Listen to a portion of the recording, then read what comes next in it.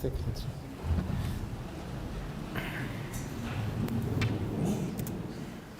Բարև ձեզ, սիրելի բարեկամներ, ուրախ եմ ձեզ տեսնելու համար։ Ես նախ ուզում եմ ձեզ շնորհակալություն հայտնել հրավերին արձագանքելու եւ այս քննարկումներին մասնակցելու համար։ Նախ սկսելով իրական Հայաստանի գաղափարախոսությունից ուզում եմ պարզաբանել, թե ինչու եւ ինչպես է այն ծագել այդ նախագիծը եւ ինչ նպատակով պիտի խոստովանեմ, որ այս խոսույցը ծագել է բանի արդյունքում, որ ես ինքս լինելով Հայաստանի Հանրապետության վարչապետ ինքս ինձ հարց եմ տվել, թե ինչն է պատճառը, որ մենք մեզ համար ցանկալի արդյունավետությամբ չենք կարողանում հասցեագրել այն հարցերը, որոնք հուզում են մեզ որպես քաղաքացի եւ որ հարցերն են, որ մեզ հուզում են որպես քաղաքացի եւ որ հարցերը մեզ պետք է հուզեն որպես քաղաքացի, ինչու են այս հարցերը հուզում մեզ որպես քաղաքացի եւ արդյոք այդ հարցերն են մեզ հուզում որպես քաղաքացի։ Իհարկե, այս հարցերը, այս մտածումները իրենք բազում շերտեր են բացահայտել ինձ համար, բայց այդտեղ հանգել եմ նաև մի գաղափարախոսական շերտի եւ այդ գաղափարախոսական շերտի մասին է իրական Հայաստանի գաղափարախոսությունը, որը ըստ էության հիմնված է այս առաջին պատկերի վրա։ Թվում է, թե ինչ գաղափարախոսական բովանդակություն կարող է արտահայտել այս պատկերը, որտեղ Հայաստանի Հանրապետության քարտեզն է նշագրված միջազգայինորեն ճանաչված տարածքով կամ որը արտահայտված է խորհրդային Հայաստանի տարածքի ճշգրիտ չափով։ Իսկ գաղափարախոսական շերտը հետևյալն է, որ այս պատկերը հետևյալ քաղաքական բովանդակության մասին է, որ հայ ժողովուրդը պետք է դադարեցնի ավետյաց երկրի իր փնտրտուքը, որովհետև հայ ժողովուրդը գտել է իր ավետյաց երկիրը եւ այդ ավետյաց երկիրը Հայաստանի Հանրապետությունն է։ Այսինքն սա շատ ֆունդամենտալ արձանագրում է մեր սոցիալ-հոգեբանության համար, ընդ որում պիտի արձանագրեմ, որ կանխավարկածը այն է, որ ավետյաց երկրի այդ փնտրտուքը ավել կամ պակաս չափով մեր սոցիալ-հոգեբանության մեջ է։ Այսինքն ես այստեղ ինչի մասին խոսեմ, այդ գաղափարական շերտի մասին, դա նշանակում է, որ մեր իրականության մեջ չկա մի մարդ, որին դա այս կամ այն չափով չի վերաբերվում, մի քիչ ավել, մի քիչ պակաս, եւ ընդհանուր առմամբ մեր հանրությանը չի վերաբերվում եւ հետեւաբար երբ որ ես ասում եմ, որ մենք հայ ժողովուրդը, մենք բոլորս պետք է դադարեցնենք մեր ավետյաց երկրի փնտրտուքը, այն հիմնավորման, որ մենք գտել ենք մեր ավետյաց երկիրը եւ այդ ավետյաց երկիրը Հայաստանի Հանրապետությունն է, եթե որևէ մեկը, եթե հետագայում հարց կհնչի, իսկ որտեղից է եզրակացությունը, որտեղից է հետեւության հանգը, որ ընդհանրապես տենց փնտրտուք մեր իրականության մեջ կա։ Ես դրան առանձին կանդրադառնամ, բայց ըստ էության հաջորդ մեր պատկերը նույնպես դրա մասին է, կամ ավելի մանրամասնում է այդ գաղափարը, որը փորձ է կամ կոչ է կամ անհրաժեշտության գիտակցում է հայրենիք եւ պետություն հասկացությունները նույնացնելու, նույնականացնելու։ Եվ սա թերևս էլի սոցիալ-հոգեբանական այն խնդրի արտահայտությունն է, որ մենք մեր պատմության ընթացքում, ընդ որում պատմություն ասելիս ես խնդրում եմ մենք անպայման չի, որ պատմություն ասելիս գնանք հետ 4-րդ դար, 5-րդ դար, մեր թվարկությունից առաջ 14-րդ դար, 15-րդ դար, 5 տարի առաջն էլ է պատմություն, 10 տարի առաջն էլ է պատմություն, 20 տարի առաջն էլ է պատմություն, ընդ որում մի պատմություն, որի մասին ավելի մեծ հավաստիությամբ մենք կարող ենք խոսել, եւ ըստ էության խնդիրը հետեւյալն է, որ մեր սոցիալ հոգեբանության մեջ միշտ չէ եւ ամենտեղ չի առնվազն որ երբ որ մենք ասել ենք հայրենիք, հասկացել ենք պետություն, կամ երբ որ ասել ենք պետություն, հասկացել ենք հայրենիք, եւ դրա թերևս պատճառներից մեկն այն է, որ մեր պատմության առնվազն 15-րդ դարից սկսած հայրենիքը եւ պետությունը երբեք նույնական չեն եղել, եւ հայրենիքի եւ պետության տարբերակվածությունը չէր կարող ուղղակի չազդել մեր սոցիալ հոգեբանության եւ ենթագիտակցության վրա։ Ասենք պատկերացրեք, մենք ապրում ենք մեր հայրենիքում, Հայաստանի Հանրապետությունում, բայց մենք ապրում ենք ուրիշ պետության մեջ։ Ասենք սա շատ նուրբ իրավիճակ է։ Մենք ապրում ենք մեր հայրենիքում, Հայաստանի Հանրապետությունում, բայց մենք ապրում ենք ուրիշ պետության մեջ։ Մենք ապրում ենք Հայաստանի Հանրապետությունում, մեր հայրենիքում, բայց մենք մեր կյանքի կանոնները մշակողը եւ ներդրողը չենք։ Մենք ապրում ենք մեր հայրենիքում եւ մենք մեր ճակատագիրը որոշողը չենք։ Մենք ընդհանրապես ոչ մի բան որոշող չենք։ Եվ այդ որոշողը իսկ ով է որոշողը։ Որոշող պետությունն է իր բաներով, իր մեխանիզմներով։ Այն պետությունը, որը փակել է հայկական դպրոցները, այն պետությունը, որը գաղթ է կազմակերպել, այն պետությունը, որը կոտորածներ է կազմակերպել, այսինքն այս պետությունը, որ անընդհատ մեր հայրենիքում, պետությունը, որի քաղաքացին ենք եղել մենք, այս շատ կարևոր հանգամանք է, որի քաղաքացին, դե այն ժամանակ քաղաքացի, չգիտեմ, պետք է ուսումնասիրել քաղաքացի բառը որ պահից հպատակ, այսինքն այն ժամանակ քաղաքացին մենք եղել ենք այդ պետության հպատակը։ Հիմա եկել ենք եւ հայտնվել ենք մի իրադրության մեջ, երբ համընկել է եւ մեր հայրենիքը եւ մեր պետությունը։ Ու սա պետքա որ մենք չենք գնահատել, չենք վերլուծել, սա պիտի որ շոկ եղած լինի մեզ համար, մշակութային շոկ եւ այլն, եւ մենք ենթագիտակցորեն, գուցե ենթագիտակցորեն բան ենք արի, ասել ենք, ես նորմալ չի, որ մեր հայրենիքը եւ մեր պետությունը նույնն է, պետք է նույնը չլինի, հետեւաբար, եթե այստեղ հայրենիք է, այստեղ պետություն է, ուրեմն հայրենիքը ուրիշ տեղ պետք է լինի։ Որտեղ է ուրեմն մեր հայրենիք, մեր պետությունը, մեր հայրենիքը պետություն չի լինում, պետությունը մեր հայրենիքը չի լինում, հետեւաբար եկեք ընտրել հայրենիք։ Էլ եմ ասում, սա ես խոսում եմ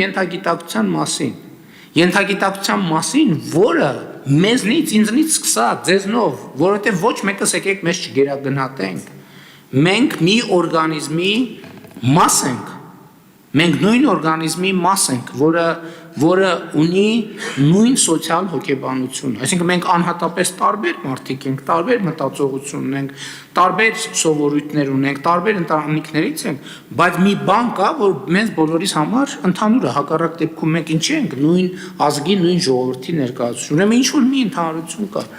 Եվ ահա հաջորդ գաղափարական թեզը հետևյալն է, որ մենք այդ կանգառը պետք է արտահայտվի այդտեղ։ Սա կանգառի մասին է, երբ որ եկար եւ հայրենիքդ եւ պետությունդ լիարժեքորեն նույնական է եւ սա նույնպես կարեւոր գաղափարական արձանագրում է, ինչի է սա կարեւոր։ Այդ փնտրտուքը դադարեցնելու համար։ Որովհետեւ մենք բան ենք, չէ, շատ խոսում ենք նաեւ դրա մասին, ասում ենք մեր բնորոշիչներից մեկը, որ մենք մեր մասին խոսում ենք, մեր գրականության մեջ գաղթականի հոգեբանություն, գաղթի հոգեբանություն, իհարկե այդ գաղթը էլի եմ ասում, այսօր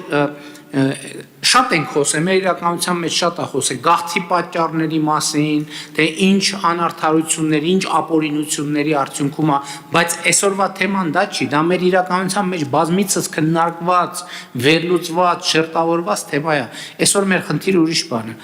Գաղթը ըստ էության այդ ինչ դեգերող, այդ ըստ էության փնտրտուքի ֆիզիկական վիճակն, այսինքն դու անընդհատ ինչ-որ բան ես փնտրում, եւ այս կարգախոսը հայրենիքը պետությունն է, սիրում ես հայրենիքդ, ուժեղացրու պետությունդ։ Ստեղ մի հատ ուրիշ շերտ էլ կա, որը վերաբերվում է հայրենասիրությանը, որովհետև շատ կարևոր է հայրենասիրության մեր ընկալումը, իսկ ինչա պետք է անել, ինչա հայրենասիրության իրական կամ գործնական արտահայտությունը, ինչա եւ ինչով պետք է արտահայտվի, ընդ որում պարտադիր չի, որ այստեղ նորություններ ասված լինեն, բայց շատ կարևոր է նույնիսկ բոլորին հայտնի ճշմարտությունը ձևակերպել, որ ինքը արձանագրվի որպես տեքստ, որպես իրողություն, փոխանցելի, ստուգելի, ստույգ ինչ որ մի արժեք։ Եվ մեր հաջորդ թեզը, որը էականորեն բնորոշում է իրական Հայաստանի գաղափարախոսությունը, հետևյալն է՝ Հայաստանի Հանրապետության քաղաքացի, պետությունը դու ես Հայաստանի Հանրապետությունը։ Ինչու, ինչի է կարևոր այս թեզը։ Իմ նախորդ ասացի պատճառով, որովհետև նախկինում չի եղել ոչ մի անգամ, որ պետությունը դու լինես։ Այսինքն մենք ընդ որում նաև պետական կարգի տրամաբանությամբ այն միապետությունների շրջանում պետությունը միապետն էր։ Բայց մենք քանի որ այդ տրամաբանությունը, ասենք 15-րդ դարից հետո առնվազն չենք ունեցել, մեզ համար այս համատեքստում էական չի, միապետը չէր, կարևորն է նա, որ մենք չէինք, ով էր էական չի, բայց մենք չէինք, պետությունը մենք չէինք, պետությունը ինչ որ ուրիշ մեկն էր, միտեղ միապետներ, միտեղ ուրիշ մեկներ, միտեղ ուրիշ կարգեր, բայց այնուամենայնիվ մենք չէինք պետությունը, և այս թեզը նախորդ թեզերի շարքում մեզ մեր պետության հետ ներդաշնակեցնելու փորձը, որ ինչ որ մենք տեսնում ենք, նույնականացնենք մեզ հետ։ Հայաստանի կառավարության շենքը, չէ, դուք հիմա Հայաստանի Հանրապետության քաղաքացիները, չգիտեմ ձեզնից ով առաջի անգամ կառավարության շենքում, ով առաջին անգամ չի կառավարության շենքում, բայց խնդիրն այն է, որ պետությունը, պետական կարգը եւ իրավակարգը շատ կարևոր է, որ ամեն քաղաքացի նույնականացնի իր հետ։ Այսինքն էլի այն կանոնները, որոնք նախկինում բաները, շահերը, սուլթանները, բաները, ցարերն էին մեզ համար սահմանում, որով մենք պետք է ապրենք, շատ կարևոր է գալ այն սոցիալ հոգեբանական վիճակին, որ մենք ենք, այսինքն քաղաքացիներն են ապրելու կանոնները սահմանում։ Եվ այս առումով եւ այս պատճառով է նաեւ, որ ես շատ կարևորում եմ Հայաստանի Հանրապետությունում նոր սահմանադրության ընդունումը։ Իհարկե այդ հարցը լրիվ ուրիշ կապված Հայաստան-Ադրբեջան հարաբերությունների հետ լրիվ ուրիշ կոնտեքստ է ստացել, լրիվ ուրիշ համատեքստ է ստացել, բայց այն թեման, որի մասին ես խոսում եմ, նոր սահմանադրության, դա կապ ունի իրական Հայաստանի այս գաղափարախոսության հետ, որովհետև խնդիրը նույնականացնելն է պետությունը հայրենիքի հետ, քաղաքացուն հայրենիքի եւ պետության հետ, բայց առանց հաջորդ գործողության կիսատ կլինի այս process-ը։ Իսկ ո՞րն է այդ գործողությունը, երկրում հաստատված իրավակարգը նույնականացնել քաղաքացու հետ կամ երկրում հաստատված իրավակարգի աղբյուր լինելու ընկալումը արմատացնել քաղաքացու մեջ։ Ես շատ եմ մտածել, երբեմն ընդ որում ես համոզված եմ, որ այդ խոսակցությունը ամենատարբեր առիթներով լսած կլինեք, ես հիշում եմ վարչապետ լինելուց առաջ շատ առաջ որ ընդհանուր խոսում է մեր ժողովուրդը օրենք սիրող ժողովուրդ չի։ Ես օրինակ, որ ինքս ինձ հարց եմ տալիս, ասում եմ, լավ, ինչի այդ ընկալումը ինչից է, ու իմ առաջարկած վարկածներից մեկը կապվում է սահմանադրության հետ։ Ես ասում եմ, ի վերջո, երկրում օրենքները բխում են սահմանադրությունից։ Այսինքն սահմանադրությունն է օրենքների եւ իրավակարգի աղբյուրը։ Սահմանադրությունը սկզբունքորեն պետք է ընդունված լինի քաղաքացիների կողմից։ Բայց խնդիրն այն է, որ երրորդ հանրապետության պատմության ընթացքում տեղի ունեցած բոլոր սահմանադրական հանրաքվեները իրենք հանրության շրջանում շատ լուրջ եւ շատ խորը կասկածներ են առաջացրել, թե ինչքանով է քաղաքացին քվեարկել այդ սահմանադրական տեքստի օգտին։ Ես դες ասեմ, ես լուսաբանել եմ 95 որպես լրագրող 95 թվականի սահմանադրական հարակվեն, հետո 2005 թվականի սահմանադրական, դե ժամանակ չանցավ։ Բայց ստեղ կարա հարցակյալ ինչ կապ ունի քվեարկելա թե չի քվեարկել։ Ես դա անընդհատ շատ մի պարզ, այսինքն սահմանադրությունն է, էլի հիմա ինչ տարբերություն է, քան են քվեարկել թե այնքան, դա իրական տեն չի, որովհետև օրինակ հիմա մենք խորհրդարանական ընտրություններում 2021 թվականի ստացանք քաղաքացիների շուրջ 53% ձայնը, դե ստացած լինենք 38, ասենք, դե ինչ տարբերություն, որ դե 38 կամ 45-ը, ինչ տարբերություն։ Բայց մենք հետահայաց գնում ենք այս մոտեցումից մենք խնդիրներ ենք ունեցել, բայց սահմանադրության դեպքում դա ավելի լուրջ է,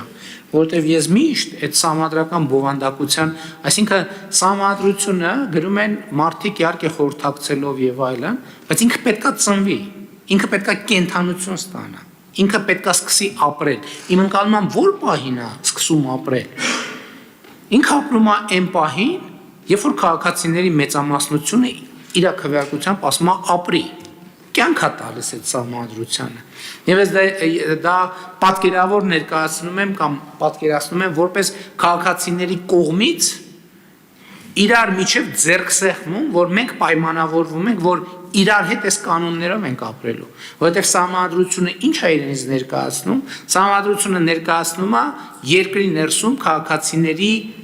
իրար հետ հարաբերվելու կանոնները, քաղաքացիների եւ պետության հարաբերությունների կանոնները, պետական մարմինների հարաբերությունների կանոնները։ Այսինքն տվյալ դեպքում սահմանադիրը, կերտողը ժողովուրդն է եւ հենց սրանով են պայմանավորվում պետությունը դու ես Հայաստանի Հանրապետությունը հարստացիր եւ հարստացրու։ Ինչի մասին է սա։ Սա նրա մասին է, որ իրականում պետությունը պահելը քաղաքացու հոգսն է։ Ոնց որ տուն պահելը տանտիրոջ հոգսն է։ Բա ինչի է քաղաքացին ընդհանրապես տենց հոգս վերցնում իր վրա։ Մի պարզ պատճառով քաղաքացին իր նման ուրիշ քաղաքացիների հետ այդ հոգսի շուրջ համախմբվում է, որպեսզի համագործակցությամբ այդ հոգսը հոգալով ստանա որոշակի առավելություններ։ Որն է այդ առավելությունը, այդ առավելությունը բարեկեցությունն է, այդ առավելությունը անվտանգությունն է, այդ առավելությունը մեր գաղափարախոսության մեջ գրել ենք երջանկությունն է եւ այլն եւ այսպես շարունակ։ Եվ հարստացիր եւ հարստացրու կարգախոսը, գործունեության հավասար հնարավորությունն է, պաշտպանվածությունն է, օրենքն է, կարգ ու կանոնն է եւ այլն եւ այդպես շարունակ։ Հարստացիր եւ հարստացրու հասկացությունը, կարգախոսը հենց դրա մասին է, որ պետությունը նաեւ պետքա տեղ լինի, գործիք լինի, միջավայր լինի, որը մարդը պետքա ինքը ընկալի քաղաքացիների ամբողջությունը, որ ստեղծել են իրենք, որ այդտեղ գործելով հարստանան եւ հարստանան իրենք, հարստացնեն պետությանը։ Ոնց են հարստանում իրենք եւ ոնց են հարստացնում պետությունը։ Իրենք հարստանում են աշխատանքով, պետությունը հարստացնում են հարկեր վճարելով։ Եվ սրա հետ կապված հաջորդ մեր կարգախոսը, այստեղ պետություն, այստեղ հաց, այստեղ հայրենիք, այստեղ կաց։ Սա ինչի մասին է։ Սա մեր իրականության մեջ նեգատիվ ենթատեքստ ստացած որտեղ հաց այնտեղ կաց արտահայտությունը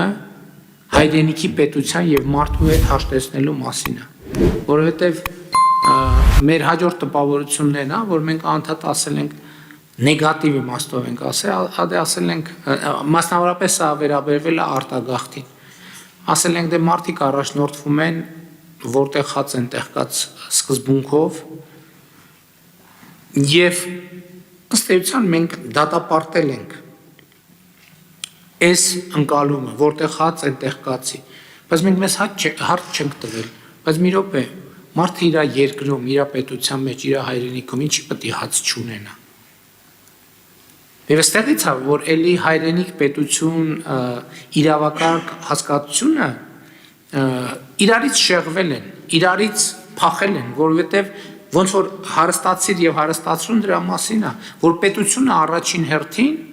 մարդու համար հաց ստեղծելու գործիքը։ Այն տրամաբանությամբ ասում են ոնց հացն ամենակ, բա հոգևոր արժեքը բա մեկը մյուսը բա։ Այս հարցին իրական Հայաստանի գաղափարախոսությունը պատասխանում է հետևյալ կերպ, որ մարդը բարձրագույն արժեք է եւ մարդու կարիքները հոգալը առաջնահերթությունը։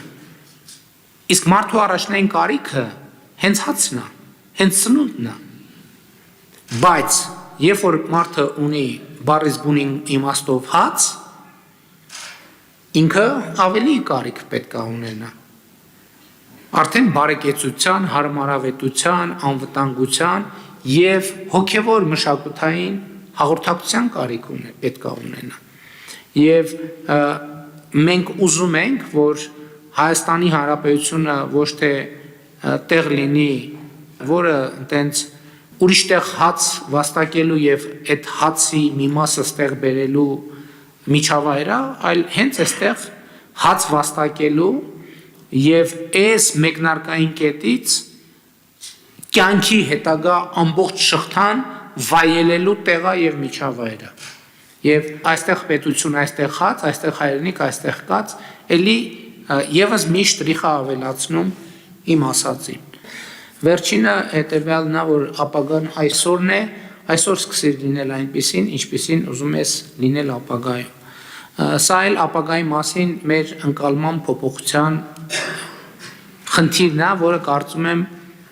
մի բանի հետ կապ ունի։ Մեր իրականության մեջ ամենաշատ արտահայտված բաներից, ցանկություններից եւ հարց, մաղթանք, ցանկություն, երազանք հետեւյալ լավա լինելու չէ, այսինքն այդ սա արտահայտում է ինչ, որ հետո է լավ լինելու։ Եվ մեր ամբողջ գործողությունները մի տեսակ այսօրվա մեջ բան են անում, նսեմացվում են, որ մենք խնդիր չենք դնում, այսօր պետք է լավ լինի։ Եվ դա լեգիտիմացնում է այսօր լավ չլինելու իրականությունը, որովհետև լավ այսօր չի լինելու, լավ լինելու է հետո։ Եվ մենք այս գաղափարաբանական փոփոխությունն ենք ուզում անենք, որ չէ լավ պետք է լինի այսօր։ Լավ պետք է լինի այսօր, բայց սա ունի երկու շերտ։ Առաջինը, որ մենք իմանանք, որ այսօր է լավ լինելու օրը, բայց կա նաև երկրորդ շերտ, որովհետև այսօրն էլ կատարյալ չի լինելու, ոչ մի օրը կատարյալ չի լինելու։ Մենք կյանքի նկատմամբ մեր դիտանկյունը փոխենք եւ այսօրվա մեջ էլ փորձենք գտնել այն պոզիտիվը, որը մեզ հնարավորություն կտա լիցքավորվել հենց այսօր դա զարգացնելու համար։ Որովհետև եթե այսօր ոչ մի բան չկա, որը մենք կուզեինք ապագայում տեսնել, ուրեմն ապագա էլ չկա, որովհետև ապագան պետք է այսօրվա վրա հենվի եւ այսօրվա վրա կառուցվի։ Եվ եթե նույնիսկ շատ դժվար է գտնել, մենք պետք է փնտրենք եւ գտնենք եւ պետք է ստեղծենք։ Հենց մանկապարտեզը դրա մասին է, որ ապագան այսօր է։ Կողքի դպրոցը դրա մասին է, որ ապագան այսօր է, որովհետև եթե կա այսօր լավ մանկապարտեզ, կա կողքը լավ դպրոց, կա կողքը լավ մարզադահլիճ, մարզասրահ, այդ նշանակում ապագան այսօր է։ Որովհետև եթե այդ մարզադահլիճը չկա, այդ դպրոցը չկա, այդ կրթությունը չկա, ինչի հաշվին պետք է ապագան լավ լինի։ Բացառված է, որ ապագան լավ լինի։ Բացառված է, եթե երեխան գիտելիք չի ստանում, որը իրան օգնելու է, որ ինքը իր կյանքի համար վաստակի։ Եթե ինքը բավարար շարժունակություն չունի, որ ինքը առողջ լինի, ինչի հաշվին է լինելու ապագան լավ։ Ապագան չի կարող լավ լինի։ Եվ հետևաբար ապագայի հեռավորությունը պետք է կրճատել։ Այսօր է պետք ստեղծել այդ ապագան, եւ թերևս դպրոցներն ու մանկապարտեզները դրա ամենավառ օրինակն են։